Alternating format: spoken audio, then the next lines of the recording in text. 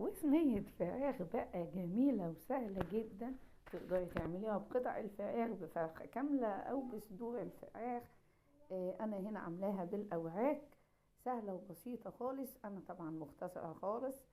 أنا تبلتها طبعا، شطفتها كويس جدا وتبلتها بالملح والفلفل وشوية البهارات، وكمان عليها طماطم وفلفل وبصل.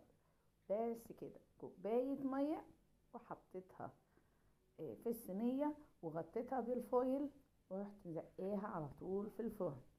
بعد ما تبتدي تدخل في السوا شوية، بتشيلي ورقة الفويل علشان نبدأ بقى طبعا نديها وش حلو. طبعا ما تنسيش حبة زيت، علشان برضو الزيت هو اللي بيدي اللمعان وبيدي التحميرة الحلوة اللي انتوا شايفينها دي. وطلعت طرية من جوه وجميلة جدا جدا. بصوا بعد ما شلت الفويل من عليها احمرت ازاي وبقت طعمها جميل جدا. اللهم بارك. ومستوية جدا جدا، مفيهاش اي حاجة، وطرية ومفيش اي مشكلة بالنسبة لها. سهلة وبسيطة وتقدري تعمليها بسرعة جدا. ما بتاخدش معاكي وقت ولا مجهود ولا حتى تكاليف كتير. البهارات بتاعتنا ملح وفلفل وحبة البركة، كاري وكركم، وربع معلقة جنزبيل وربع معلقة قرفة، وكمان حاطة روزماري وحبهان مطحون وورق لورا. بس كده.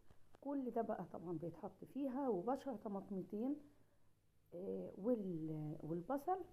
وحطيتها الاول تتنقع فيها مجرد ساعة ساعتين، وبعد كده رحت مخرطة الطماطم والفلفل والبصل وحطاهم من فوق الوش وزقاها في الفرن.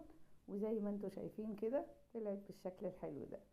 اتمنى طبعا ان الفيديو يعجبكم والوصفة تكون سهلة وبسيطة، واشوفكم على خير. وما تنسوناش في اللايك والشير. طبعا بتقدميها زي ما انت عايزة بقى.